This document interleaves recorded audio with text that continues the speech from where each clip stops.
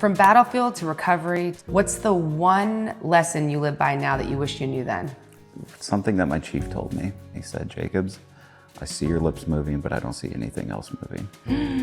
I was introduced to Tommy Lasorda, and he said, what's the fastest you've ever hit? And I said, 92 miles an hour. And he said, accurately? And I said, well, That's a good question. yeah, I mean. Why is it never a good idea to mess with a doc? Marines protect us, but we are their protector. Ding, ding, ding. Yeah. And Gary was like, we're going to be friends. And he does text. Oh, yeah. And he does call. Yeah. Looking back on everything, would you do it again? A million times over. It's worth every moment. No question. Yeah. Hello and welcome to GSF Podcast, sponsored by the Gary Sinise Foundation's Education and Outreach Initiative, aiming to educate the public on the importance of serving America's veterans, first responders, and their families.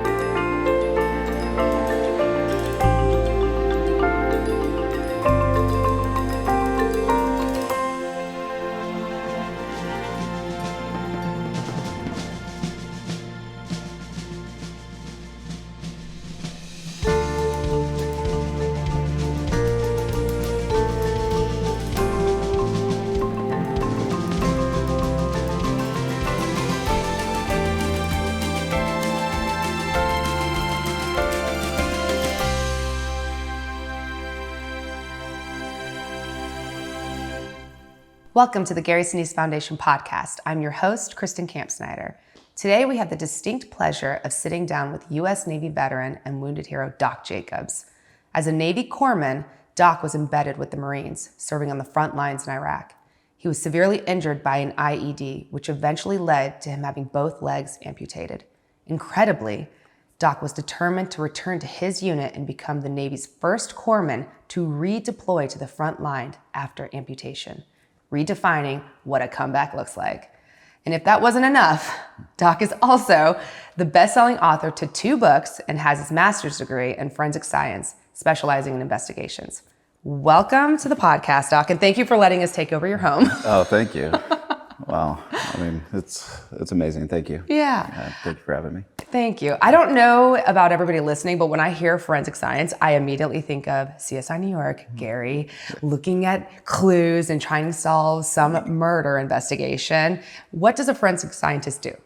Forensic scientist, for me, what I do is I go out in the field, specifically battlefield recoveries. And we look for our fallen heroes, our nation's fallen heroes from previous wars. We take all the clues, all the witness statements, any form of documentation. We go talk with locals that were possibly there, heard stories from their loved ones who were there.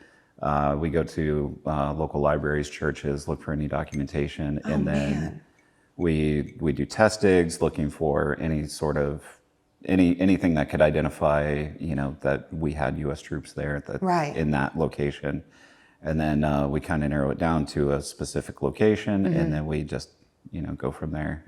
That is intriguing. So was your military history influence you getting into forensic investigations? A little bit. I got into doing all of this after I tried my hand at Major League Baseball. And Which we were going to talk about. I mean, okay, so.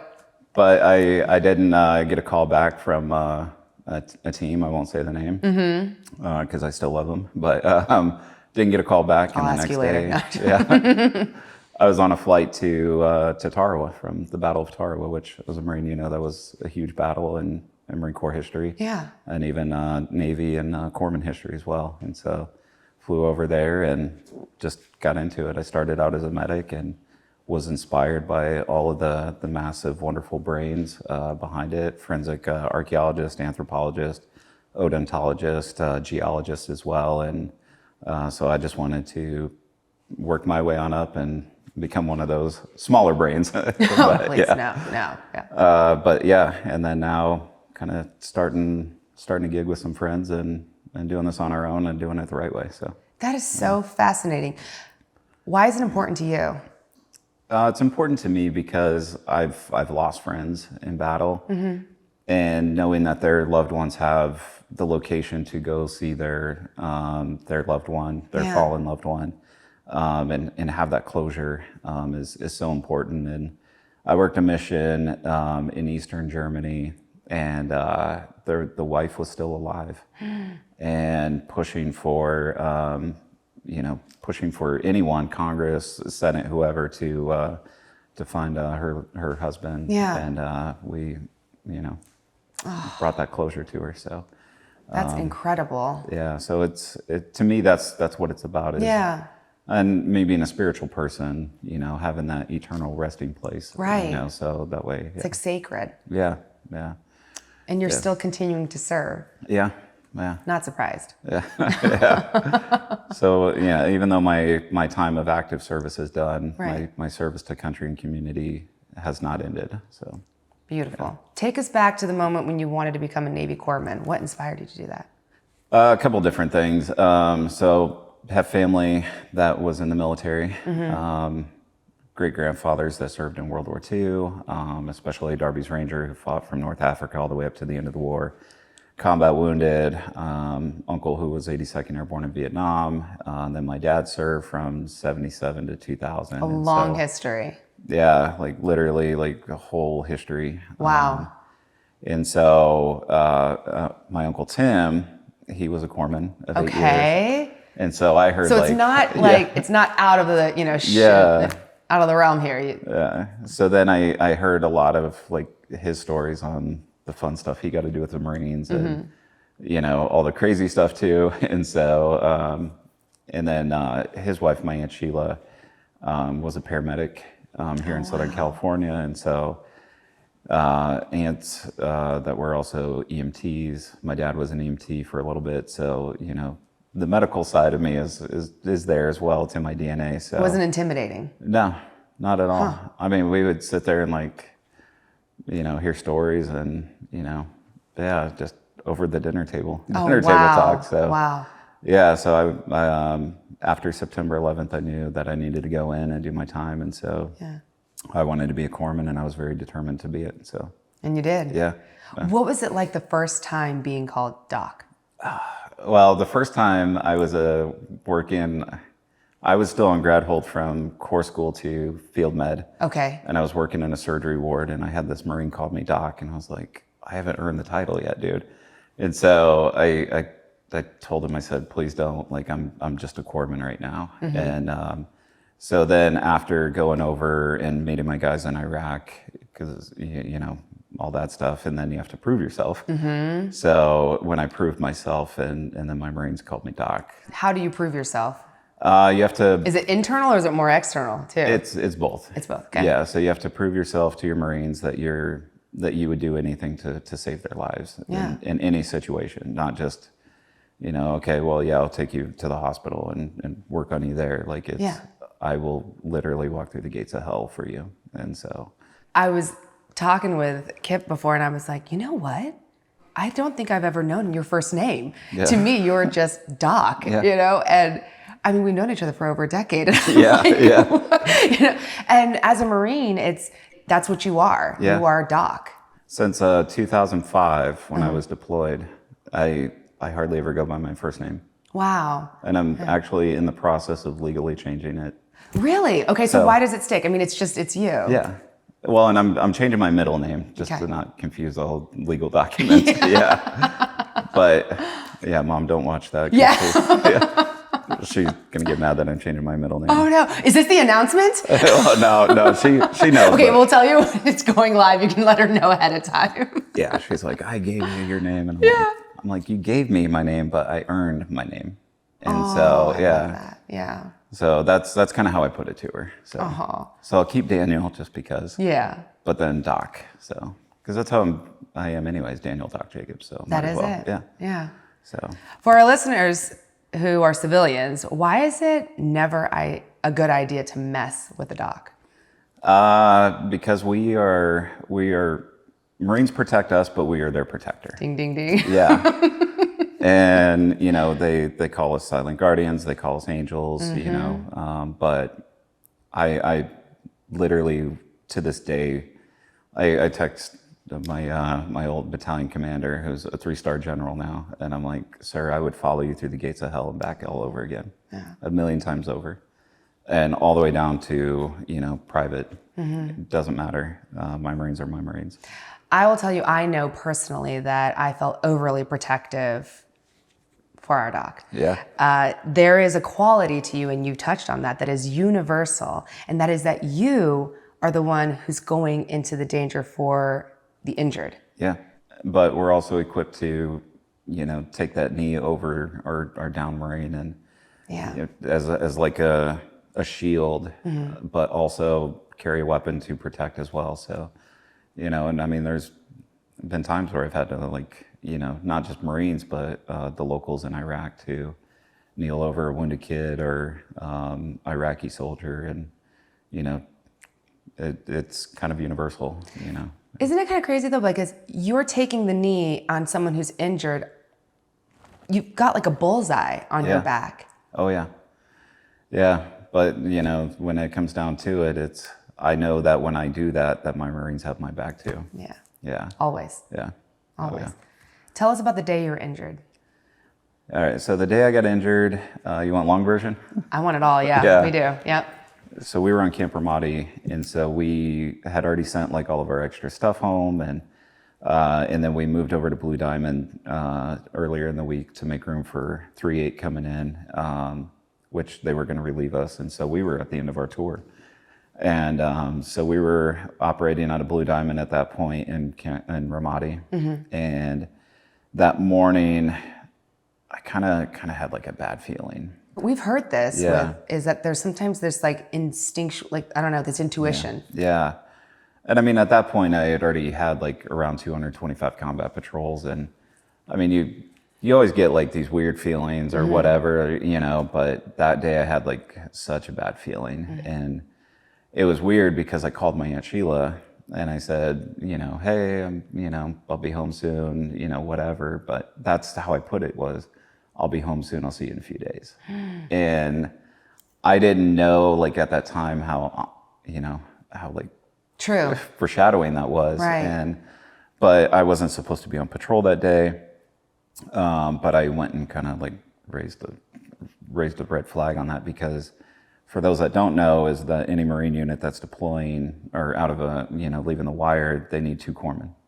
And they only had 1 scheduled on the patrol roster, and so I went and said, no, you guys need 2 corpsmen. Otherwise, like, I'm gonna push for you guys not to go on this patrol because if something happens to one doc, you know, Then the what? other is there. Right. Yeah. So, so I took a Marine spot on patrol that day and took his fire team out. And when we went out, I was driving the medevac Humvee on the outer mobile screen, and the inner mobile screen got hit, their high back got hit, blew the engine block out, and it was like big enough IED, it blew the whole engine block onto the roof of the 2nd-story building next door. What? Yeah. And The 2nd story? Yeah. Holy moly. So they, those guys were knocked out, you know, but nothing too serious. So I gave up the Humvee that I was driving. And while we were waiting for the Army record to come out, we got ambushed. And so the rear gun truck machine gun, the 240, malfunctioned. And so that was supposed to be the rear gun truck. So I hopped in what was going to be the second to rear gun truck, and then they swapped spots. And so then I was sitting behind the driver in the rear gun truck, the now rear gun truck, and the Marine sitting next to me, saw gunner, as we were getting ready to head back to base, he said, Doc, you need to sit here. It's statistically the safest seat in the vehicle. And I said, no, man, if anything were to happen, like, I'd rather it be me than you. What? And it's a roll of the dice anyways. And so You had this conversation right before? Literally like 2 minutes before. And so we start heading back to base, and then IED goes off. And so we get blown up in the air, and then we're turned on the side in the air, and the doors pop open, and he falls out in midair. Turret gunner is launched out, so it's just the driver, the vehicle commander, myself, still in the vehicle. And we land. Saw gunner's not there when I, finally like kind of realized what's going on. My med bag's blown apart. I still had my trauma bag, and then I just did what I was trained to do. Just feel my legs. Okay, I'm bleeding. Tourniquets, put them on. Radioed in my position. Hey, this is Doc J. I'm alive. I can't feel my legs. So just a quick sit rep, get back to work. Like, that's it.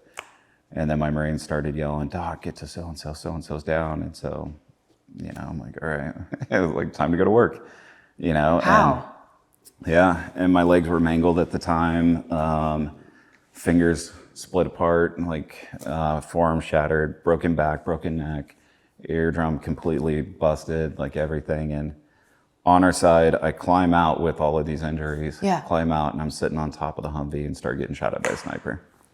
Yeah. So I was like, As if the situation isn't bad enough. yeah. So then, I'm like, all right, well, whatever. What do I got to do? So I start beating my chest, yelling at the sniper, like,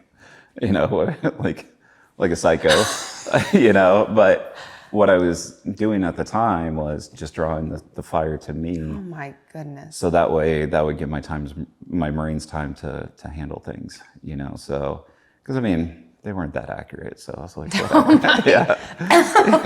Gosh. They were more accurate with the IEDs than they were, bullet fire. So I was like, all right, whatever. So ended up throwing myself off the side of the Humvee, and then 2 Marines came out and dragged me into the courtyard. And then I had them place me against the wall. And so my back was against the wall. My turret gunner was right there.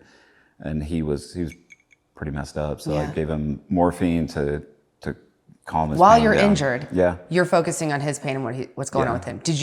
You're not giving yourself morphine, you're not doing anything, you're just focusing. Okay. Yeah. And so then give him the morphine, and then eventually get the tourniquet on him when he finally calms down. And the other corpsman, I told him, I said, hey, we gotta remain calm. If we start freaking out, Marines are gonna freak out, because You're telling the corpsman who's not injured that he needs to remain calm while you're mangled. Yeah. Okay. So he goes over and starts doing CPR on one of the Marines and revives him. Truly heroic stuff. Yeah. And so, we're doing our thing, both of us. And then the quick reaction force corpsman shows up, and he comes in and he starts trying to assess me too. And I'm like, bro, just, no, go take care of everyone else. I'm fine. And he later said that I was the calmest person out there that day. Real. Yeah. Amazing. And so then they load me and my turret gunner in the high back, and I refused to be on the stretcher. I wanted my turret gunner on the stretcher. And one of my Marines who was out on patrol with me, he's sitting right here, and he's just, just an emotional wreck, and he's seen his doc and all this, and you guys are family. Yeah, so rightfully so. And he's kind of freaking out and emotional, and I'm trying to calm him down, and I'm just like, hey bro, next time you see me, don't be surprised if I'm missing one or both of my legs. And he's like, no man, you're gonna be fine. I'm like, I know I'm gonna be fine. So you knew the extent of your injuries. Oh yeah. Through all this. Yeah. And so while we're heading to Charlie Med, I'm still, helping the other corpsman out with my turret gunner. I'm giving him supplies. I'm like, hey man, this is less resupply you got to do. And so I'm giving him the other Sereta morphine. I'm giving him, everything and helping my turret gunner. And then we get to Charlie Med, and I didn't know it at the time, but another one of our units got hit like at the same time, but in a different spot. And so the helo was already inbound. So they just did a quick check, made sure that we weren't, internal bleeding or anything, and, or like any cranial pressure, like nothing. And so took us out to the flight line, loaded us on the bird, and got to Balad Surgical like 45 minutes later or so. And then I refused to go into surgery and tell everyone else. And so, yeah. Do you think that Is it because that you're a medic, and was it challenging for you to receive medical care? Like to receive help, that you just felt like it was so instinctually for it to be like, I'm here to help them. I think so, but I knew that, one, I couldn't feel my legs at the time, so I wasn't like, I mean, my hands started to hurt because like, I think that was more like, oh, I could see my... And it's like right in front of your face, yeah, right? Yeah. Which at the time I was like, oh, dude, that's so cool. Oh, gosh. Yeah. Because I mean, I could see like the finger like split apart, and I was like, oh, dude. The medical part of you is like, look at that. Yeah. No. Like, No. So pretty crazy, but yeah. And then the last thing I remembered was they finally came and got me, and they wheeled me around, and they were like, I think the anesthesiologist said something like good night, and just like pushed the meds, and everything went He had black. to force you to surrender to allow other people to help you. Yeah. And then I woke up in Bethesda a couple days, well, about a week later, I woke up in Bethesda with my dad standing over me. And What was I had that a breathing like? tube. That was probably one of the most like everything's okay feeling. Oh. Yeah, because I knew I was stateside. I knew, that I was going to be safe and okay. Yeah. So, and then also one of my buddies, he was a ICU corpsman in Bethesda, and so every time like I had to send a casualty home, I would call him and just say, hey man, got this guy coming. I mean, obviously everyone needs like special care. Yeah. All of our heroes do, but I just reminded him like, hey, this is a 3-7 guy. So, What was it like when you came then? Oh, he took like really good care of me. Yeah, he said I coded in the elevator though when I got so. Yeah. So you were not totally just fine. I mean, I was at that point I was out of it. So. Oh my gosh. But yeah, it was what was weird was my dad and my grandma. They wheeled me right past and they couldn't recognize me. My body was so swollen and everything that they didn't recognize me, which was great because then. Got into the elevator, which my buddy Kurt he was in there with me, and he said I coded in the elevator, so it was a good thing my dad and my grandma they didn't weren't see in there. you. That they weren't there for that. And Yeah. So. Yeah. What was the process of recovery like, both physically and mentally? I want to say mentally was probably the hardest. Okay. Physically, for the first 3 months, I was averaging about 10 surgeries a month. 10 surgeries. Yeah, because I still had my legs, and so they were, wash and clean outs, all the X-fix repairs, and plate this, and yeah, it was pretty bad, but the mental part was the worst, I think. How so? Just because I went from like 6.5 months of just like pure chaos. 225 combat patrols, which.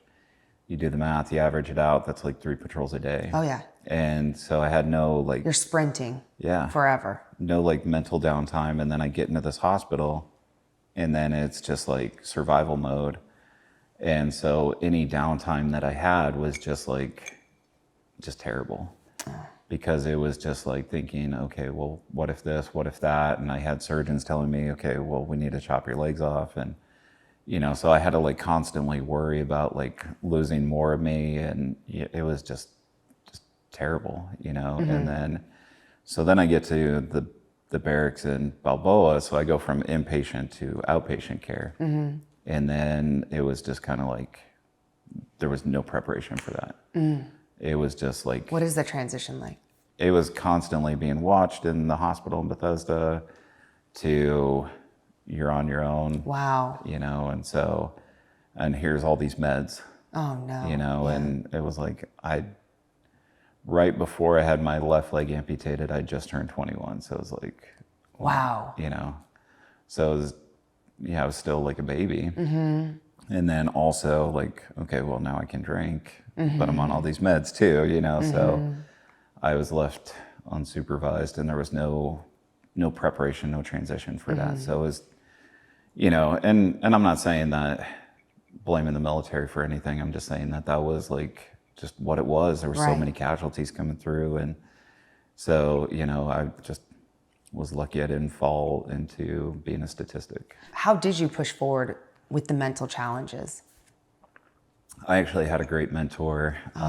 So it was someone. Yeah. Oh. And he was wounded, I think, like December 2001. Oh, he wow. was wounded like early on, and he lost a leg below the knee, and I couldn't tell, and I mean, I knew I was going to be fine because I had sent like so many guys home, and by the time like I got injured, they were already in prosthetics and stuff, and so I was like, heck yeah, man, like I'm going to be fine. But Yeah. to see him walking so well, and then also find out he did multiple deployments after, and so So did he plant the seed? well, he kind of like took me under his wing and he said, I'm not going to tell you what to do, but also if you want to get better, Right. here's what you need to do. Okay. Like basically stop feeling sorry for yourself, get your butt in the gym, like start doing something every day to build towards your goal. And because one thing that a lot of American population doesn't know is that Navy Marine Corps, you only get 18 months or so to like get better. Otherwise, like you're pushed out the door. And Right. so with these kind of injuries, that's not much time. No. You have to first get to a point where you're stabilized, which takes enough time in itself. Yeah. And then the recurring surgeries, as you're saying. Yeah. And you just think like a bone surgery, like you have one surgery, that's 6 to 8 weeks. Dang. And so it's just, so as soon as I got in the prosthetic and I could go, I was just, but yeah. There's been this recurring theme with our wounded of like a hardest day, like the hardest day. Did you have one? In like recovery wise, or Yeah. I mean, there was a lot of like hard days. I don't know if I'd say I'd had like the hardest day. Yeah. I want to say maybe the hardest day would be when I realized that my microfracture didn't work on my right leg. On the ankle. What is that? What do you mean by that? So I had severe cartilage loss in the ankle, and I was already down to 2 toes at the time. Those were fixed, infused. I only had 4 metatarsals in my foot because one of them was just obliterated in the blast. And so my ankle was already deteriorating. So with the microfracture, what they do is they like basically like stab holes in your bone with the tourniquet on, and then when they release the tourniquet, like your bone marrow is supposed to basically like create like scar tissue cartilage. And then my body failed to do that. And so when that happened, and then it was like, all right, well, I'm down to like 2 last steps. And so then they did To keep the leg. to keep the leg. Right. So then they did a cadaver replacement, a partial talus replacement, and then my body refused that. And so then I was like, oh God, here we go, So when they said that the bone in there had micro movements and my body wasn't taking it, so it was just kind of like free floating in there, I knew then it was time. So How did you come to grips with that? I mean, for me, it was more of like, crap, here we go again. Like I'm 37, I'm gonna lose my right leg now, but I knew that I needed to do it. Yeah. Because if I would have done ankle fusion, that would have been like prolonging it for a couple more years, and then it'd be early 40s, mid 40s, trying to recover. And so I was just like, whatever, like let's just chop it and go. Oh my! You were just ready to move forward. Yeah, and it sucked because I realized when I was on a recovery mission, I was in Sicily, and I realized then that my cadaver bone wasn't taking. So I was like halfway around the world, and I could feel that micro movement in the ankle, but I had to continue the mission. No. Yeah, so I think I still had like 2 weeks left, and so I was like hobbling around, like in pain, and You're out there serving, hobbling around, and now you're realizing you're having a situation of your own. Yeah, and so it was like a tough pill to swallow. So, but I was like, all right, well, what's 2 weeks? So, yeah. Do you just breathe through it? Do you just think, okay, is the acceptance so immediate, or do you have to talk yourself through it? At first I was kind of like, why the heck is my ankle hurting? Like, they just did the surgery. It should be better, you know? And then it was just like, okay, it's not taking. It sunk. It's just immediate knowing. Yeah. You were the Navy's first amputee corpsman to return back Yeah. to like a deployable unit. Yeah. What was the motivating factor? Well, I wanted to deploy again. Yeah. Just in general. Why? I wanted to continue to serve. So I knew that I would never see the front lines again. And I tried to explain that to Big Navy, but they said, no, we're not going to send you. And I said, okay, well, why don't you send me to go teach combat trauma? And then they were like, well, no, you need another deployment. I'm like, I have over 60 confirmed combat life saves. Like, how are you trying to tell me that I needed like... Over 60 confirmed combat life saves? Yeah. Most are Iraqi soldiers and locals, but still. But that's incredible. Yeah. But I was like, how do my credentials not, Yeah. How can I not go teach at the schoolhouse? And so at that point when they told me, okay, well, you still need to deploy to teach combat trauma, but we're not going to deploy you. And I was like, okay, well, why are we spinning in circles here? So I accepted the med board, got out, and 2 weeks later met Tommy Lasorda of the Dodgers and got an invite to try out with the Dodgers. So perfect timing. Yeah. Not bad. Injuries like yours require essentially a lifetime of care. Yeah. I think that sometimes what someone from the outside looking in, they just see, oh, you've got a prosthetic or two, and like, that's it. Yeah. Like they kind of see a whole person. You continue to deal with surgeries long after your time in service. Yeah. Well, and I have, 1, 2, possibly 3 more on the books. Yeah, one of them is a hernia repair. Yeah. I don't know how that happened, but probably me being crazy. We're going to get to that. But, possibly 4, depending. How many have you had? Surgeries? Yeah, surgeries. 92 stateside. Yeah. There is not a goal of 100, okay? My daughter wants to throw a party when I reach 100. Yeah. Mike Schlitz was like, we did it at a podcast when he was like, triple digits. Like, this is not something to celebrate. Yeah. But no, I'm in a good spot now, so I have a nerve stimulator in, but I don't need the nerve stimulator in now. Okay. Because it actually hinders my healthcare.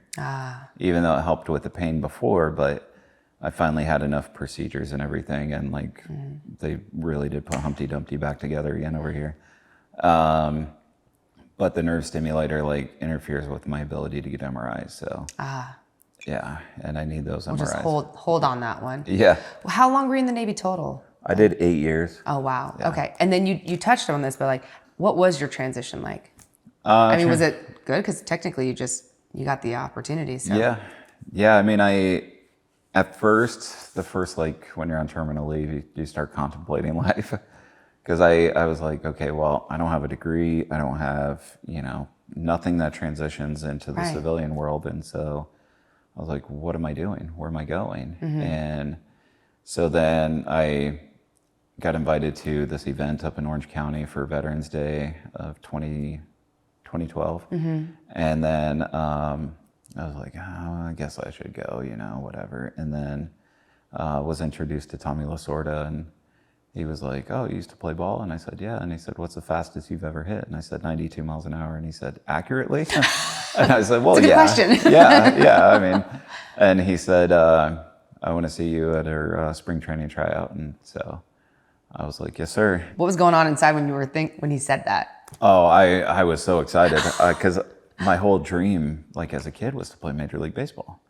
And so then, I meet Tommy Lasorda and I get invited, and I was like, I'm not going to let Tommy down. Aww. So that gave me like purpose right there, just boom. And so I excused myself and went out, and I called my dad and I said, you're not going to believe this. And so, what are the odds? Yeah. To have a childhood dream like this in the military, you would think, no way can these worlds collide, and here you are. And then like being an amputee, thinking like, that'll never happen. And then, and then So I went out and my dad said, okay, well, start building a plan. What are you going to do to, So I went and hired a hitting coach, a speed and agility coach, and I just like went full out. And so I showed up February 28th of 2013 and did a tryout, made it to the second final round. I didn't get signed, but I was like, oh, okay, this is pretty cool. But how amazing. What an inspiration you were. Oh, it was awesome. And then I think it was on NBC Nightly News. They aired it, and then which was really, really awesome. But then the White Sox, they were like, well, we share a facility with the Dodgers. Like, how come you didn't come try out with us? And I said, well, this was a specific invite to Tommy. I didn't want to disrespect him. And so they said, okay. But if you wanted. Yeah. And they were like, well, come out to Birmingham to our facility. So I flew out to Birmingham, Alabama. The Detroit Tigers gave me some love. I had a tryout in Lakeland with them. 2 with the White Sox, 1 with the Brewers. And then, yeah. So, that's huge. Yeah. I was hoping, I mean, I never got signed, but I was hoping that something would happen. Yeah. More of just like, I knew I could play like single A ball, and we'll see what would happen, but. That's still incredible. Yeah, but I never got signed. And so, but I was hoping because I think that would have like inspired the veteran community, people with disabilities. You already community. did. So. And you still do. Yeah. So now, baseball's kind of off the, but I still am active in the sports realm, and yeah. Which I want to talk about. So this podcast honors Gary's son, Mac Sinise, and I honestly cannot think of a more resilient person than Mac. Oh, absolutely. I mean, the hardest punches kept coming in, and he never let that bring him down, never. And you are cut from the same cloth. Yeah. I mean, you also never let the setbacks bring you down. You've done, after retirement, you've done marathons, you've done, multiple pro baseball teams, tryouts. Yeah. You've done adaptive sports. I almost feel like there's more hours in the day in your day than there are in other people's days. Like, where does that relentless drive come from? Honestly, it comes from being able to inspire others. But, it's because I know a lot of people look to me. They do. And I don't mean that in like an arrogant, like selfish way. No. I mean that as in like, so yesterday was the Corpsman birthday.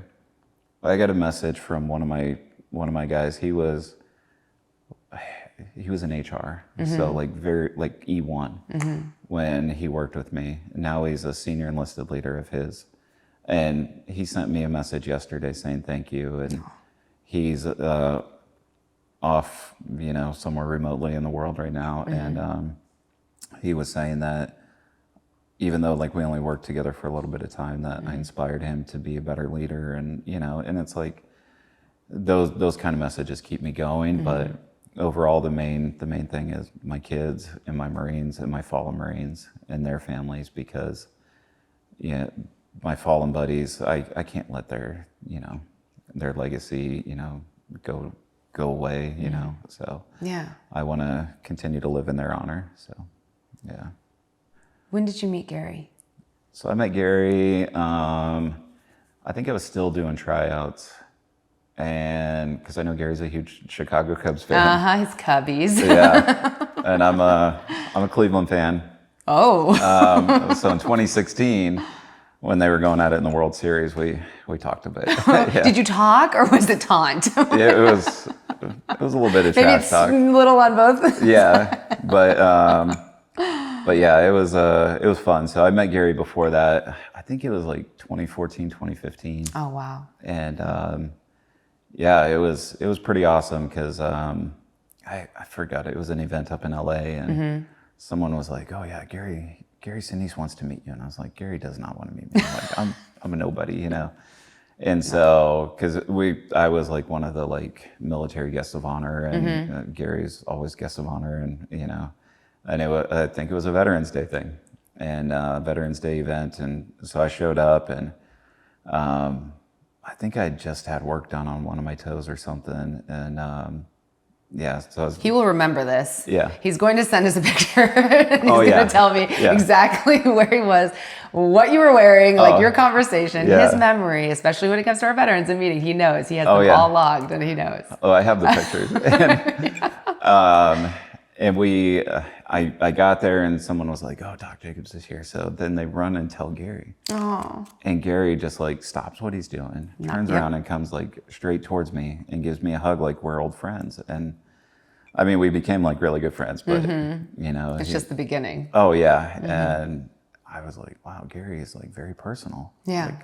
Like this is really awesome. And then, you know, you meet someone and you don't think like you'll ever see him again or whatever. And Gary was like, no, here's my number. Like, you know, we're going to be friends.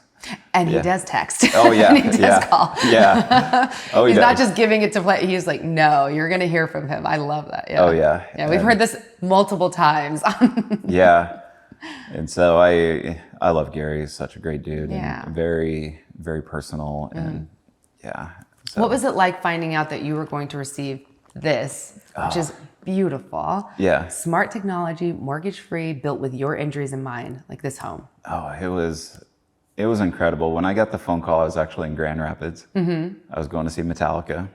And can you make the day any better? Oh, it was, and I was at one of my best friend's houses, and so I see Gary calling, and I was like, why the heck is Gary calling me? So I answer, and I was like, hey, Gary, how's it going? He said, are you sitting down? And I was like, who starts a conversation? I know. Okay, and that so, makes your heart sink almost. Oh, like, yeah. So I was like, who's delivering bad news for Gary right now? Like, what is going on? And so I said, okay, hold on, let me sit down. And he said, who's around you? Is your family with you? And I said, no, like I'm with my best friend. And he was like, put me on speakerphone. And I was like, what kind of news are you delivering right now? And then he said, you've been approved. Oh. And I just had tears in my eyes. And I was like, well, what are you doing? And I said, well, I'm going to see Metallica. And he said, you know, this is like the opening act for your show tonight. And I was like, my goodness. Oh man. So Gary in true fashion, you know. But it was incredible. And then I started working with the Rise team and designing. And I had my right leg at the time, and you know, still had all the injuries and more surgeries prepared. And here in Southern California, it's hard to find like an all one-story house. Yeah. And so all the houses and townhomes that I've lived in, all the bathrooms were upstairs, all the bedrooms were upstairs. And so recovery was like a nightmare.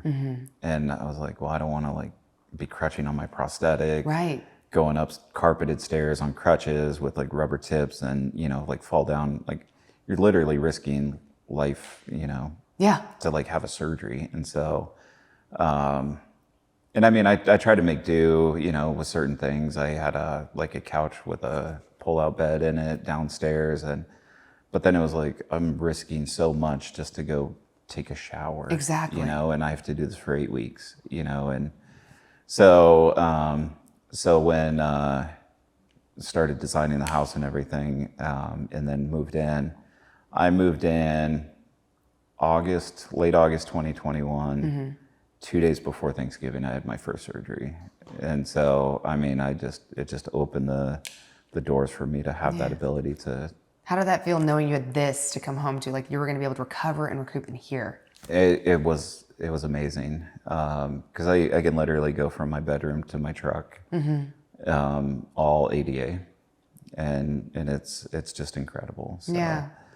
and I mean, I've had two ankle surgeries, the amputation, I had an amputation revision. So 4 surgeries on my right leg since moving in. And so, you know, it's been a blessing. Yeah. Do you have a favorite feature? Well, I want to say the ability to like turn on and off the lights from around the world. We've heard this before. It's good. So, because I was in Italy on a recovery mission, and my buddy was watching the house, and I tried to like prank him at like 2 o'clock. No, okay, wait, this is different. Yeah. We've heard it to keep it, so you know how you always have like a light on to let people Yeah. know like that's not Oh, alone. no, I tried to you're prank trying people. to be a Yeah. ghost. And And my buddy texts me and he says, I know that's something you, is just wrong. stop. Oh, that's funny. He knew. He didn't even yeah. question. Yeah, I would like open the shades and turn on the lights. Yeah. But no, Ooh, that's mean. Oh yeah. He's watching your house. Yeah. I mean, he could easily just like get on a plane and leave. Yeah, exactly. Yeah. Like, okay, no, this is enough. Oh yeah. I told my dad I wanted to do that to him, but he would like freak out. He'd be so mad at me. So. Oh gosh. Yeah. Oh, so you're also an ambassador for the Gary Sinise Foundation and have attended a handful of Gary Sinise Foundation events. Do you have a favorite? I really love the educational program. Okay, I wanted to talk to you about that. Can you Yeah. tell us about what those are? So Gary and the whole program, the educational program, is all about educating kids on like the true events of what happened on 9/11. Yeah, and the cost of freedom. Yeah, and not just what happened that day, but the 20 plus years after. And so the whole program's awesome. They have family members and survivors from the World Trade Center come out and talk to these kids and share their stories. And I share mine as someone who went into Iraq and fought Al-Qaeda cells and what that's like to take the fight to them. So that way, hopefully nothing else happens here. Right. You know, so they don't get, what happened that day. Yeah. So they don't have to live through that. And so. And these kids weren't alive. I think Yeah. that's the specific, which is Yeah. mind blowing. Yeah. I remember the first time I heard that they weren't alive for 9/11, during 9/11. I'm like, whoa. Yeah, it's crazy. So I love going and sharing my story with the kids, and I talk, share my story, but then I have a huge emphasis on service above self. Okay. And not just like, oh, well, you have to join the military to serve. You can serve your community. You can serve your country in other ways. And I try and share like, okay, well, I do these recovery missions. I do stuff in the local community, and how important that is. And I've had kids say like, well, I don't want to join the military. I don't want to be a cop. I don't want to be a firefighter, but I want to become an engineer and design better prosthetics for guys like Doc. So when you reach those kids and be able to like, I don't want to say change their mindset, but give them a broader You're enlightening perspective. them. Yeah. That, hey, there's more to life. Yeah. And so I think that's huge. And I want to say that's one of my favorite things. So, Yeah. Why is it important to share the history? Like they're seeing more of a hands-on in a way versus just in a book about 9/11. Well, I mean, I look back to like, even in college, like you study history, right? Like world history. And it's just like, like we'll say the War of 1812. It's just like a paragraph. And, and so I don't know what these kids are being taught these days about 9/11, global war on terror, but I'm sure it's a paragraph, maybe a page, and so they get the whole chapter, when they get to go out to the United 93 Memorial, World Trade Center, the Pentagon, whatever, because it's not just one story, or it's not just like, oh, here's the towers, and they're not there anymore. It's, you get to hear survivors And look them in the eyes. Yeah. Yeah. And ask them questions. Yes. And it's incredible. And I've heard crazy stories. It just I can imagine. Going to the, and, it's truly incredible. That's probably one of my favorite things. Yeah. So, One of our other Gary Sinise Foundation events that you've attended is our Soaring Valor, our World War II experiences. Tell us about that. Oh, it's incredible. Especially, you see the kids and hear them ask the questions. Oh, yeah. Because at first it's kind of like that shy standoff, And With our World War II veterans, they're kind of Yeah. like, it's so funny in the beginning versus the end. The beginning, they're like very quiet, like, but respectful. And at the end, they're like weeping because they're leaving. Yeah. I'm kind of envious that they get that, because my great grandfather, he was like right there with me, and I never knew a lot of his stuff, but I didn't know like how to ask him or what to ask him. And yeah, I mean, I worked with the guy, he had his own HVAC repair company, and I was his gopher, but but it was interesting. But these kids get that full on experience, and Exactly. and then to like go into the museum and hear them talk about like, oh, well, this is a B-17, and and I was a tail gunner in a B-17. And they're standing with one. Yeah, and it's incredible. Well, looking back on everything, would you do it again? A million times over. You would? Yeah. If you knew, too, if you were told. Oh, yeah. Right before you're going to sign the dotted line. Yep. Even knowing all the pain, the agony, the late nights, the sleeping, the night sweats, the everything, I would do it all over again. It's worth every moment. No question. Yeah. From battlefield to recovery to today, what's the one lesson you live by now that you wish you knew then? I would say the one lesson would be something that my chief told me. I really, really hated this chief, this Navy chief. Okay, yeah. Hated him, but he said one thing that will forever stick with me. So I was the LPO, the leading petty officer back at 1st Marine Division when I first went back, and he came in, it was like 08 Monday morning. I was giving him a brief on like, hey, this is what happened over the weekend. This is what needs to happen today. This is what needs to happen this week, blah. And he stopped me and he said, Jacobs, I see your lips moving, but I don't see anything else moving. And I sat there and I was just like, Roger that, chief. Like his message was enough lip service, get to it. Do it. And so that's the one lesson that because I wish I could have just, instead of postponing, procrastinating, because when I was in the barracks by myself in Balboa, I had a Marine Corps major. She was telling me, she said, Jacobs, what are you doing all day?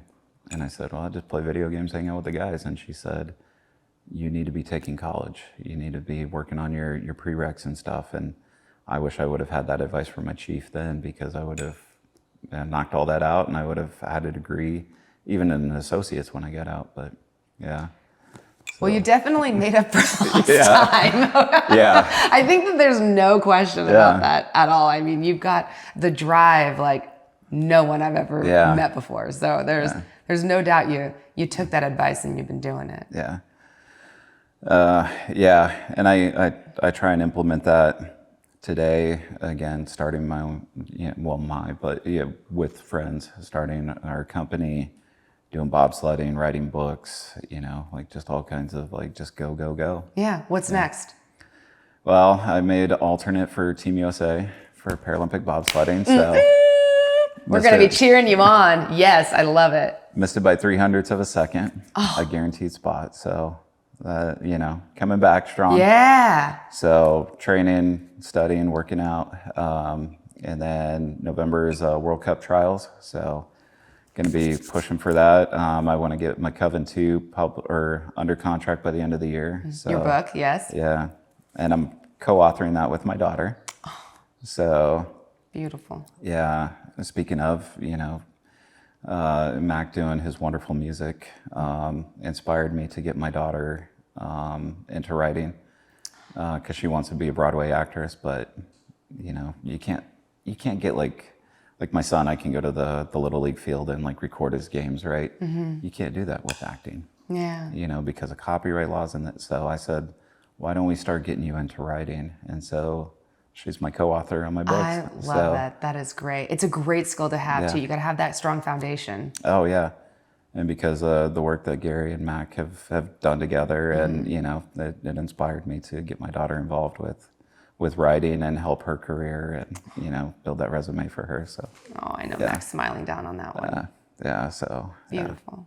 Well, thank you so much for coming on the podcast, Doc. You are the embodiment of perseverance and resilience, and just such an inspiration. And I cannot thank you enough for sharing your story. Well, thank you for having me, and thanks for coming into my beautiful view here. Yeah, exactly. We're gonna enjoy a cup of coffee right here. Yeah. And as we do with every podcast episode, Mac will close out the show.